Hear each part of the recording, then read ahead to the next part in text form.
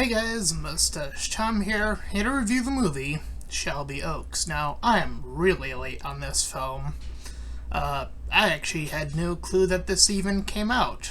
Now, I had heard that this movie was going to come out at some juncture, but I didn't see any trailers for it, that's for sure. So, I think that bodes as well as I think it's going to bode, in terms of what I've seen anyway. But this movie is directed by a YouTuber known as Stuckmann. So, I am a person who's seen Stuckmann, who used to, from what I've seen, have this passionate, delivery in his critique. And somewhere along that path, he kind of started to soften, and his explanations of films sort of became more of the filler background of just basic information without really adding any true context to what makes a film great or disappointing. All in an alignment to, apparently make this very film. He said himself that he no longer wanted to criticize film directors for their approach to sort of sleaze his way in and make good with be the goody two-shoes, and apparently that paid off as he got to make his film. Now I am here to judge said film and review it as objectively as possible. Now, I think it's fair to say that if you've seen my channel, I have reviewed a ton of horror movies. The other thing I should point out is that I am an actual writer outside of YouTube. I've actually published an entire book. The reason I mention that is I think there is this pre-delusion to becoming a reviewer on the YouTube space, and I think Stuckmann proved that with this very film. You see, it does take a lot to be a reviewer. I'm not going to say it takes nothing. I was about to say that, but I thought about it. It does take a little bit more than just talking into a microphone. You actually have to think about the aspects of what goes into a film. Writing being a heavy, if not being the very foundation of any given film. The issue is that I think that context gets lost in a number of reviewers. And I think, there are other elements to any given movie that is a given, such as music, production, all of this stuff. And you can think of these elements as you're stacking on top of the writing. You see, again, the writing is the bridge that connects everything. And everything that passes through the bridge, or is on top of the bridge, or however you want this metaphor to work, is supposed to be reinforced by the writing. The music is supposed to accompany the genre, as it were, the writing. So in this case, it's a horror, so you want your music to follow in that setup. Now, in this, I just saw one reviewer talk about this very movie, that being The Little Platoon. Now, I think that The Little Platoon had missed a scene, advantageously so, or maybe he just didn't remember it, in the prison Superman scene. This part, when I was watching his review of that Superman movie, made me think, man, reviewers do they get to get away with a lot, apparently, and get to keep maintain their audience. The audience who watches these videos, Stuckmann's included, are very forgiving, I guess. He still has a large presence here on YouTube while making this film, and The Little Platoon had made his video despite either not knowing what I'm talking about, or being disingenuous, which I would find even worse. So, here's the thing. I'm always going to be, honest about my line of work here on YouTube, despite not getting paid anymore right now. So I'm probably going to end up homeless or whatever, which sucks. But I digress. You see, I wrote a story of my own, and I know how shitty it is to have that story, look at it retrospectively myself and say, ooh, that came out with a lot of mistakes. I mean, for me, the worst part of that interaction was publishing said book and having no one else or very little people read it. And for those who did read it, it was really shitty to see critiques that didn't feel like the people were actually reading it. I was called a sexist in my book. And I'm like, did you read any of the female characters of what they were going through or any of that stuff? It seemed like, I don't know. I was trying to figure out what they were meaning when they were saying it. Like,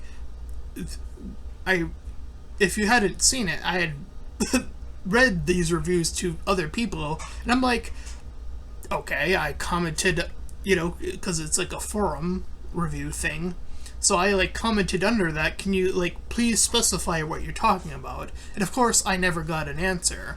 That's the problem. If you want to make a claim that a thing is a thing, then please bulk up on your actual criticism, because otherwise I don't know how to improve upon the work. And that's what I'm going to try to do with Shelby Oaks. You see, because I've seen a large portion of horror movies, one of the bigger problems is that this almost seems like two separate films. First, the first section of this seems like a found footage film. The second portion of it seems like a more conventional, outside of found footage film type of film. And in these two diverging paths, in the found footage section, there is a lot of information given to the audience. And not a lot of work is done to really expand upon character work. And to me, and if you've seen my other reviews on horror movies in particular, know where I'm going with this already. If your horror movie cannot get your audience to grasp onto the characters, then you're going to create an unsuccessful horror movie regardless. No, even if you depend on the jump scares, it doesn't matter. I mean, you might get 1 or 2 or 10 people at most to be like, oh, that jump scared me. And that's the bare fucking minimum of horror, though. That's baby's first horror, if you know anything about horror. It's come on, you should know better than this. And I always use this example because I think that it is an interesting example in this regard. Glenn from The Walking Dead. There's a reason I always pull this one out, because it fascinates me. You see, I think Glenn's death in The Walking Dead is one of the best horror scenes I have ever seen in a series. Period. Buck stops there. Peak. The output of that very same scene caused people to leave The Walking Dead in droves, apparently. That they were so upset that a character, their fan favorite, died. And that's the key. The character. They cared about the character first. The emotions were driven from the character work that built up to that moment. That is what this movie is missing too.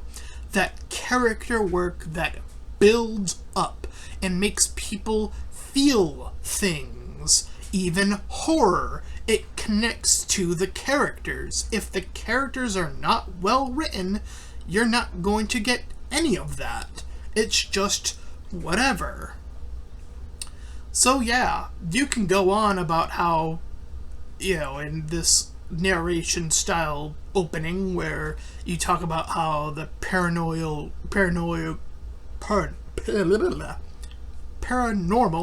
there we go, group started where YouTube kind of first began. Now, I think there is a criticism I could levy against that, but I would be more talking about YouTube as a platform rather than the movie itself. I mean, we all know that the beginning of YouTube was much more amicable for people to blow up, as it were. And, the schlup that has infested YouTube, including people who make such mistakes like the Little Platoon himself, who also reviewed this movie, and also poorly, I would argue, at least missed out on a huge opportunity to gain any goodwill on the Superman movie for me when he was reviewing that, by making such mistakes.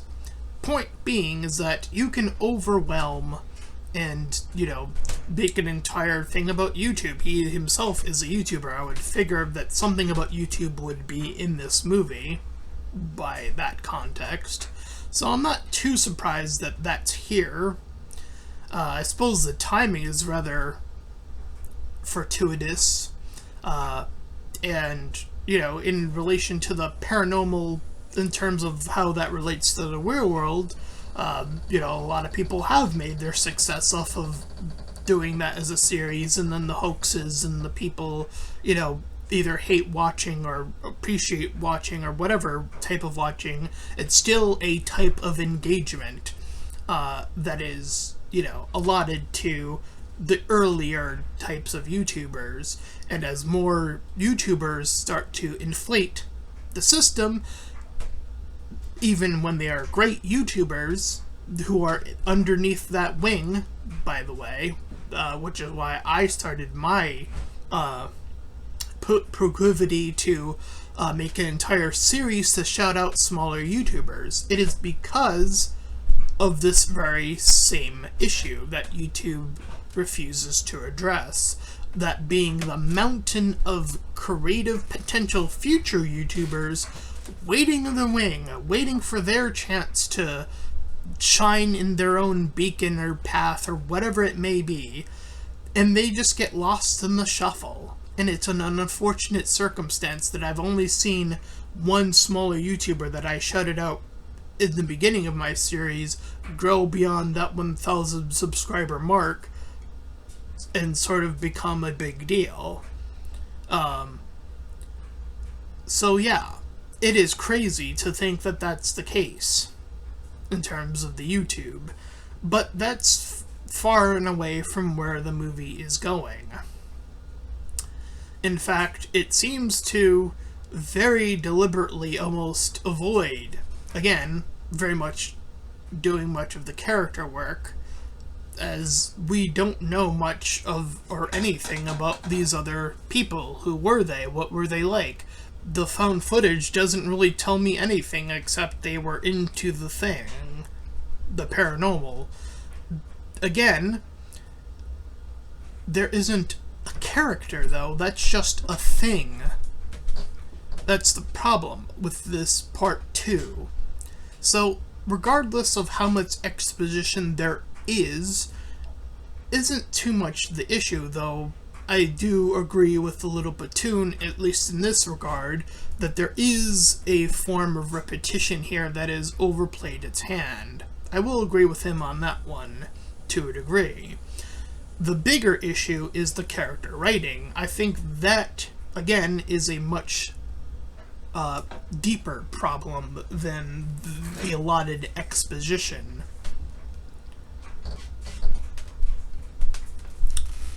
So, as we get more interviews with the police, having combed over this apparently, boy oh boy, do we have to talk about the incompetence of cops in horror again, don't we? So yeah, this is something that has, I guess, become a trope, that cops are actually useless in horror movies again. And I'm like, but why? I've seen other horror movies subvert this trope by making cops active and still die. That's a better solution than just making them incompetent, honestly, but here we are, doing that again. And speaking of said incompetence, the main character falls prone to said mistakes. Like, for example, way later in the movie, calling the cops and proceeding to walk forward alone, and addressing the situation alone. All of these things are baffling, to say the least. But before we even get there, the interview portion of the movie stops when a man arrives with a little player in hand named Shelby Oaks, the name of the movie, and hands it to, or, has it in his possession and proceeds to shoot himself via suicide, thus giving us a extremely late title crawl. Now, an extremely late title crawl can work from time to time, and they can be super effective, aka look to Ghost of Tsushima as in the super effective one. In terms of it being super late, look to Digimon Story Time Strangers. I think that one alludes itself really well to that delay of, what the game is going to be. But I haven't even begun outputting that Let's Play out yet, so I'll just leave it at that. At any rate, so the movie, as I mentioned at this point, after the title crawl, becomes a much more... it breaks from the old found footage formula and becomes a more typical approach of following a character that we should have known at least something or other through that earlier expedition. Something outside that she has a sister. Something that binds her to intrigue. Anything will do. Writers of any future project, please make sure you're writing character likes, dislikes, the basics. This is writing 101. Likes and dislikes, for fuck's sake. How do you not even do that in your script? It's so basic. It is so first time writing. It's baffling to me that people miss this opportunity. And the other thing I will say, since I mentioned the little platoon a lot, his delivery is also just kind of boring too, to be honest, despite doing a lot more work than Chris Stuckmann. So that's something the two of them actually have in common, I find. So yeah, that's not great. You see, there's something about delivery, and this is for the reviewers out there. You gotta add a little oomph to the things you are saying. Like, I'm expressing myself a little bit more, a little bit more, what's the word I can use? Just open in sort of like an emotive way? I don't know, like, the little platoon's wordage is fine, his delivery is dog shit. Like, that's my criticism for him. So, if he comes across this video, then good. Maybe he can learn something too. That his delivery is indeed currently dog shit. That being the thing he ought to learn. Anyway, getting back to the movie. So, she watches the entire tape, which is pretty much reinforcing things that we've already kind of glimpsed into with only one little nugget of additional information. So, reinforcement of concepts and ideas is definitely something I will also point to. That being that you can really condense a lot of information a lot quicker. I feel like that montage was one of the montages that we see later could have been used earlier in this context. Or maybe the movie starts at a later point and we get just the natural bit of information that we need. In fact, again, since I already argued that this looks like it's two different movies contending with each other, it feels like Chris Stuckmann as a writer could have completely cut all of the found footage section and then sort of reworked it into either character work, which is desperately needed all over this movie, and then sprinkling the remaining bits of information, since that already seems to be applying here in this instance, and then just continue to sprinkle that information with character work being the foundation of that sprinkling of that little extra information being, that. So, yes. So obviously, she's more determined, I guess, to find her sister, despite not wanting to give this information to the police. She already sees them as incompetent. It would have been interesting, mayhaps, if the movie had started out with a scene, cut the found footage, right? That opens up, I want to say 10 to 20 minutes of the movie. So you have 10 to 20 moments to play.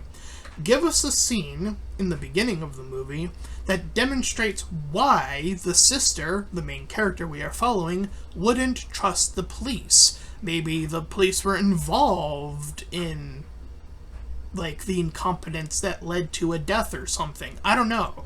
Something that would alter her opinion of the police. Give us character through that, right? So now we understand why she does not trust the police, rather than just stating she's just not going to trust the police at this juncture of the movie. There. I've now tied the second portion of the film, which is already struggling with lack of character, to something that at least gives us something additional to the character, while simultaneously giving us a little additional information about why, in particular, to specify the details, she wouldn't trust the police. So, yeah. Or maybe she herself got arrested on something that was minor. I don't know. Any number of things, right, that could alter the way you see the police. Something to give us a glimpse of why that would be the case. Another context, there's no reason for her not to do so. It just seems to come out of completely nowhere as the movie stands. There's no harm in them grabbing it, and she makes the secondary claim that the people outside of this sphere will bury her sister even more, even though that seems to be completely against the beginning of the movie, where they say it was only after the sister died that people began to care. So which is it? Unless they're trying to claim it was both, which is, you could show the distinction, just don't tell us, what do you mean, right? That's something you could have added here as well. So yeah, there are a lot of issues here in this early part of the movie. So, as we are continuing on, she's talking to her boyfriend. I thought it was her husband at first. I guess it's her boyfriend. I don't know. The context of that is a bit unclear. But, of course, we're going to use another classic trope. The other person not believing trope. This is a vintage horror movie trope in which X character, and I'll grant that it is usually a female saying it to a male in most of the horror movies I've seen anyway, and the male typically not believing. I've seen a few instances of the reverse of the guy being the one, so there have been some exceptions to this, obviously, throughout the years that I've seen horror movies, and you also have the subversion of that of the character believes, decides to believe, chooses to believe, any number of these. But this is going back to the OG of, no, he's just gonna walk out and stop being a character in this movie, even though I don't even know what his character is meant to be. Again, I couldn't even tell. I didn't even know if it was her boyfriend or husband. I don't know, because the movie doesn't really give me any indication of which one it is or not. It doesn't really tell me what kind of character he is in comparison, because the movie is so focused on her that the joint effort of him, bailing out for like 90% of the rest of the movie is just, that. That character might as well not exist in the movie if you're not really going to demonstrate why he should be in the movie in the first place. It's like every character that you see and you're prolonged to seeing should have some level of importance, I would figure, right? Like, to go to my own book, which again I had talked about. Every member of Syndicate X has their backstory because it is an origin story. It's meant to demonstrate each character's journey, so that's why each character gets their own little chapter, or they're usually paired because of how many characters there were in my original Syndicate X book. So that's the way I did it, is by using flashbacks to demonstrate the various situations that had alluded to them, and through that you see their character growth carry out and demonstrate why they have some of the behaviors that they do currently, and so on and so forth. Again, connecting that tissue that is definitely missing in this movie in general.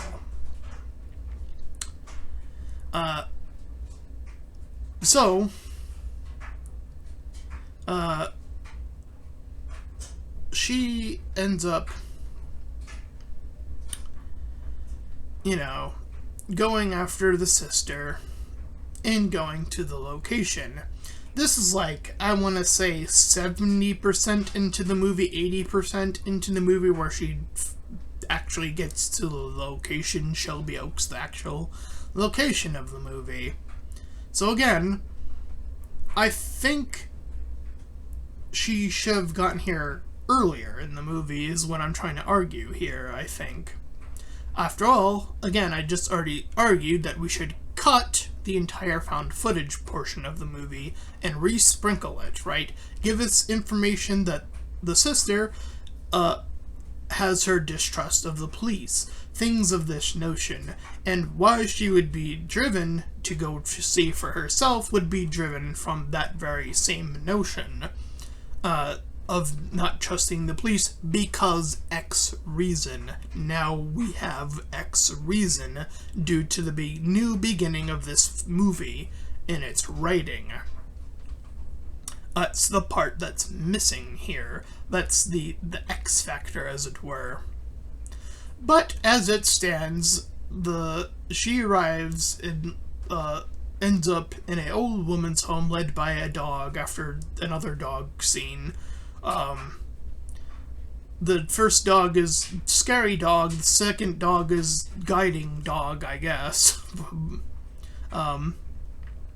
So, she is now in the house of a lady named Dorma.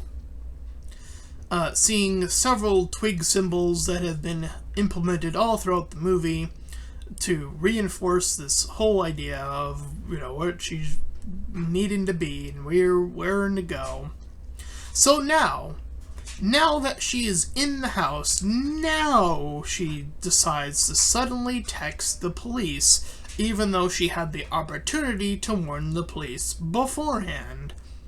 Now, it could have been more impactful if the police had arrived with her, and they still were proven to be, because, there is a possessive demonic thing here. It reaches outside the norms, right? I think a police with a gun is not going to do too well against demonic forces. I don't think that pairing usually typically pans out very well.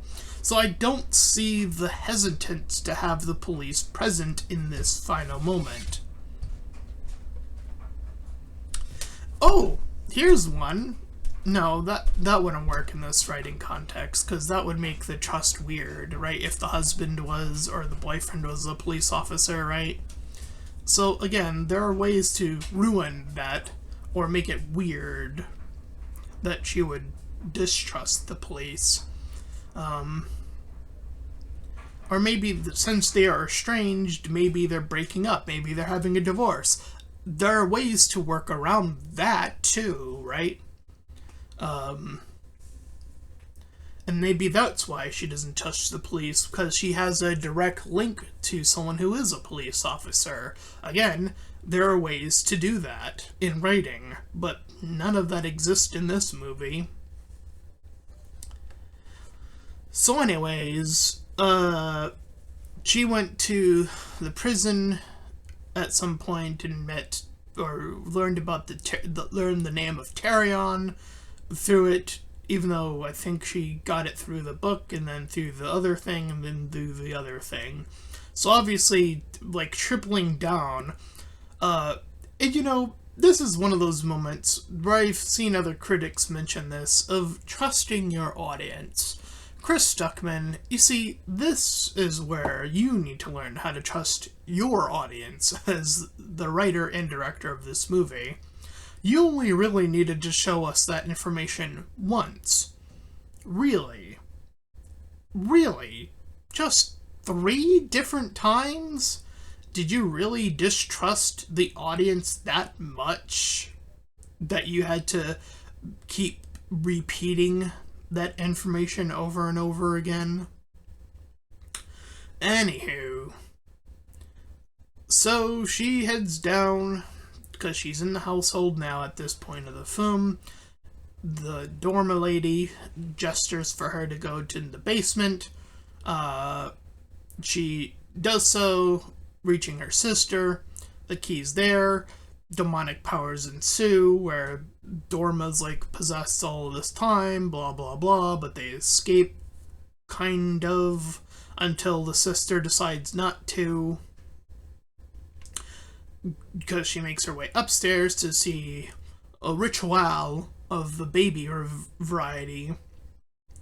Riley is stopped, and thus so is the character we have been following. Whose name I don't think I wrote in my notes once. that should show you how memorable she was. That I actually remembered the sister's name only because they mentioned Riley's name over and over again, but that's that type of repetition can only do so much, right? For me to actually note that that's what her name was, outside of not knowing what kind of character she was, outside of 1, maybe 2, maybe 3 examples of something resembling a character for her, at least, I think, of her being a theater kid or whatever. And that's again, the baby step. But why wasn't this present in the movie earlier is beyond me. That's information we should be getting way earlier, not way at this juncture. It's the way it's explored even in the beginning of the movie again, since it would have cut from the found footage, how do you represent the sister, being taken? You do it in little snippets of actual just footage of her being snatched away. And then you cut to the sister, and the sister's, maybe regaling, to somebody else, mayhaps. And thus we can really condense that time to just learn who the characters are in that moment, rather than this long, prolonged opening segment that this movie insists upon itself, or Chris Stuckmann, rather, does, since he's the writer of this movie again. So they are witnessed to seeing the ritual be complete. They take the baby, and thus, once Riley gets home with baby in the same room the same night, because fuck it, I guess we're lazy now, you could have at least done a title card, be like, hey, a few months have passed, I don't know, something, to be like, no, we're just going to pretend like we don't know how hospitals work, I guess. Instead of doing that, we're just going to just rush them home. Same room. Riley wants to kill baby because of possession reasons, I think. Riley, sister, main character, gets up there to see this, despite the timing probably not working out in conjuncture, as we have seen her grab the pillow while she was still downstairs talking to the interviewer person that she was with. So she looked like she was about to place the pillow down while the sister was still outside. So by the time the sister got up there, Riley should have already had the pillow on the baby, if anything. I know that sounds dark, but this is a horror movie. What are we doing? I mean, you could just CGI the baby at that point, or just have a fake baby, or, a fake shot. You can cheat in movies. I don't know if people know this. He's the director. I would hope someone like a Chris Stuckmann would have known that by now, that there are many ways to get a dark thing to happen and it not harm an actual baby in the process, obviously. Things that you can do. Just putting that out there. So, this Riley is plummeted out the window, killed by the machinations of dogs just appearing and gnawing at her to death, even though I figure the fall would have killed her, or at least majorly injured her, which seems to be the process, and then the dogs kill her anyway. Only to see the sister be petrified that she allowed this to happen, and then has the arm of Tarion, I guess is the demon's name, hold his hand over her shoulder, and then her eyes turn that white to insist that she has now been claimed by the demon, and that was the movie Shelby Oaks. Boy, oh boy. What a disaster of a film. But hey, I already said that my own book was pretty bad. But that's the thing, is that later Chris Stuckmann seems to have been softened in his ways to, again, appeal to this movie sentiment, only to prove that he seems to have a lot less writing experience than he could have ever probably self-admitted. But I thought that was becoming more self-evident in the very reviews that he was doing. They were so basic, so stripped of life, character, anything, motive, that seems to have translated one-to-one with his movie script. And that kind of almost doesn't shock me. There is no passion here, or at least doesn't come across as passion. despite there being some talented names attached to this movie. I mean, Keith David is in this movie, for crying out loud. I don't even know how you convinced him to be there. I don't know. He seems like a really talented person who's doing a whole lot of other stuff simultaneously. But, like, seriously, for those who are really worried about writing, again, I go back to the basics and really retread to, avoid being also a little platoon in this case for his Superman review in that section I was talking about. Animate yourself first. Learn to communicate effectively and passionately about the things you're talking about. Breathe a little bit of that life, a little bit of that essence, first and foremost as a YouTuber. That just is my natural energy is coming through now. Even though, despite me saying, lighten, boost the energies, as it were, I'm saying that to people that might come across more, what is a good word for it? A bit more stingent in their delivery, perhaps, is a good way of putting it. A bit more dull, as it were. The little platoon definitely comes across as very dull when I'm listening to him, and despite his impressive vocabulary, I'm just like, please, I want to listen to your criticisms, but by God, you're boring me to tears, my fucking man. Live a little. Put in that energy.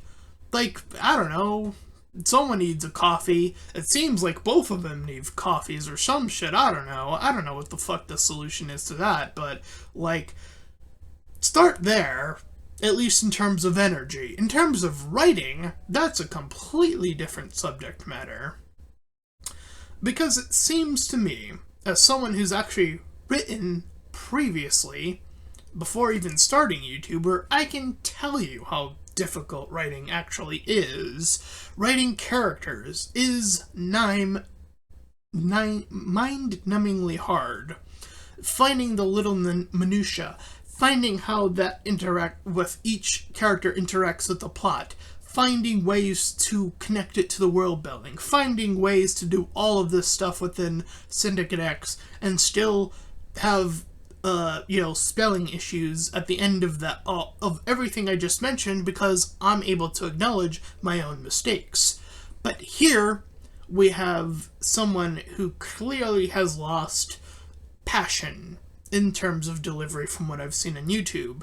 And from the writing I've seen here in this script, it seems like character work doesn't seem to be... It seems to be outside of his wheelhouse, that being Chris Stuckmann I'm referring to at this point.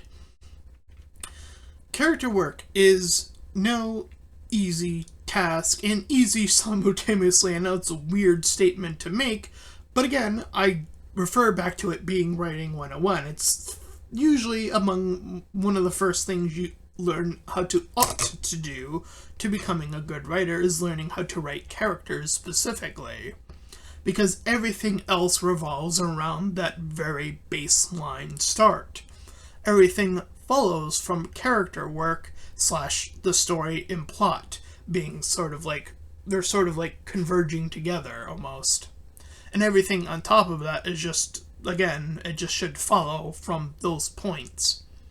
And as I mentioned, from genre, let's say if Chris Stuckmann was more interested in writing a pure mystery rather than a more horror mystery, right?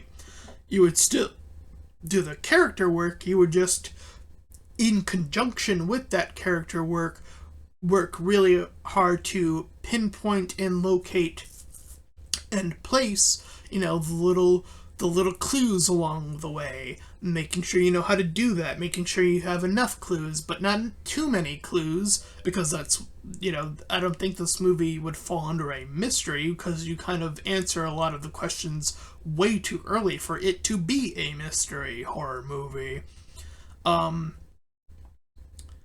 So, yeah, there's the context there.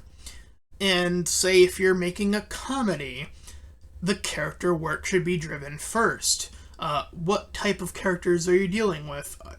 Is the character work average? You're run-of-the-mill, because I've seen animes do this, where, you have your pretty typical character. I'm thinking of Hare and Gu, when I'm saying this.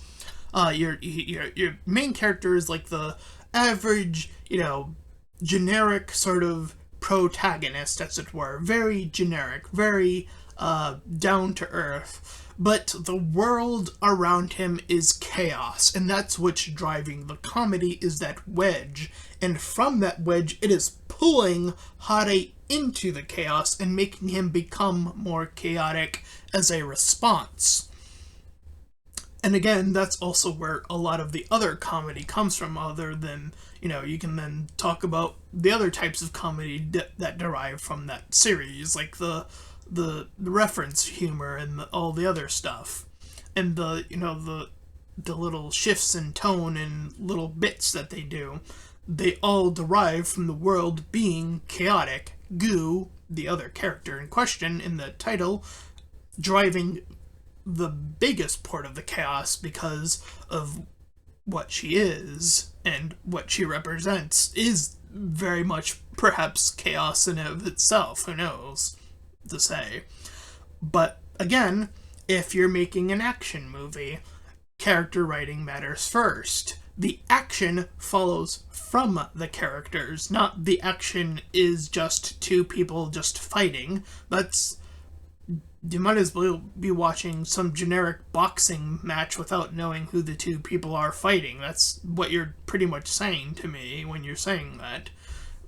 Rather, knowing who the characters are, aka the Karate Kid style, you know who the kid is. And there's a reason I bring up Karate Kid, because I haven't seen Predator Into the Badlands yet, despite it already coming out, but I found this criticism from EFAP, who the Little Platoon is now a part of, very baffling, because they seem to become anti-training, which I scratched my head going, isn't that been their entire bit for, like, Rey in Star Wars, and their criticisms of that is that she doesn't train enough or at all, and, like, now that you have a character training, apparently that's the very issue? It's like, why did you 180 for the Predator Badlands, EFAP, the Little Platoon? I also ask you that if you've made it this far in the video. I don't know. I haven't seen the movie, so I don't know what that, like, why it's become anti-training. That's, again, weird that that's the case. But I digress. In saying that, regardless of what genre you're working in, it is very clear that character work is always the bridge underneath the genre. All the time. And mayhaps, I hope that Chris Stuckmann sees this video. You see, I do really legitimately hope he does, because there is something here, despite it lacking in a lot. And I think once you've found the bridge to Chris Stuckmann, I'm referring to you if you're watching this far, then start there in your writing process, is my advice. I saw some other video, or the Little Platoon's video, have him mention his friend of his that said something, and I'm paraphrasing, about, like, don't write, or something along those lines. I'm like, no. That's terrible advice. Keep writing. I'm going to give you the opposite advice to that guy.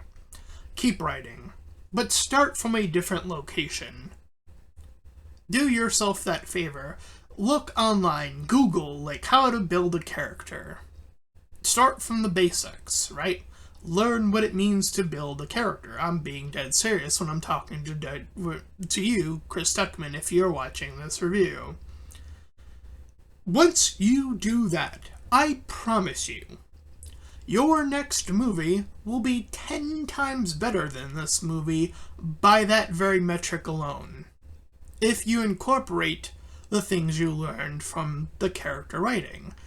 That is just going to happen, regardless of anything else that happens. I promise you, you will have a much better movie on your hands, even if you want to keep it in the same genre. And I think there is a respect for the genre here. I mean, he's playing to the tropes. That much is clear. For his debut film. So I say, again, keep writing. And go back to the basics. From there you will learn. And grow. Instrumentally so. Doubly amountly so. And your next film, by comparison, will at least not be below a 5 out of 10. Because that's what this current movie kind of sits at in terms of a score. It is well below a 5 out of 10. Best you believe me. Again, I'm here to be as objective as possible. This is like a 3 or 4 out of 10 at most, if I'm being generous. That is the level of poor writing at display here, unfortunately. But again, it doesn't have to be a 2 out of 10. It doesn't have to be a 3 or 4 out of 10. It could be so much more. But in order to get to that point, you need to address the biggest issue with this movie, and that's the lack of character. And that, ladies and gentlemen, is where I'm going to end this review. I've mentioned the two people who, because I also saw EFAP's at least thumbnail of the video. I haven't watched it yet. I'm going to after watching this video, and I'm probably going to hear a bunch of bad takes, mayhaps with some good takes, because their Superman one was really dog shit, but who knows? It's a hit and miss these days with those guys. Anyway, at least with me, I will give you a hot take. I've given those before. I think the Deadpool series is proof of that enough, right? I believe my Spider-Man movie review, the first Miles Morales run was the rant I did, I think. If I'm remembering my large catalog of movie reviews of hot takes I've made. But that's how I, took the movie at the time. I took it at that face value as my first time watching it. And who knows how much has changed since then, right? If I had rewatched the movie now, with the amount of more information I have about reviewing stuff now, maybe I might find the movie worse or maybe better. Hard to say, but I think I would at least say I'm not, disappointed in my hot take. More so that I feel like, you can always do better in terms of also being a critic. And I'm also, the Chris Stuckmann, he's also still doing critique videos. And boy, oh boy, have those not changed after the making of the movie. Whew. That is a disappointment to see. Just so low energy, and not just the low energy, but just the lack of information. It's like, come on, feed me. I'm here, and these two people, the ones I've mentioned throughout this movie, Chris Stuckmann and Little Platoon, these two YouTubers started a long time ago, at least Chris Stuckmann did. I don't know about Little Platoon's time here, but seemingly, Chris Stuckmann has been around the ropes for a long time. He was probably here at the precipice of YouTube back in the early days. It's probably why he grew up so big and fast, because there wasn't a lot of competition back in the day. And now that he's already hoarded that many viewership, well, they're just already going to watch his stuff at this juncture. They're not gonna seek out potential future smaller YouTubers because the algorithm doesn't even let them.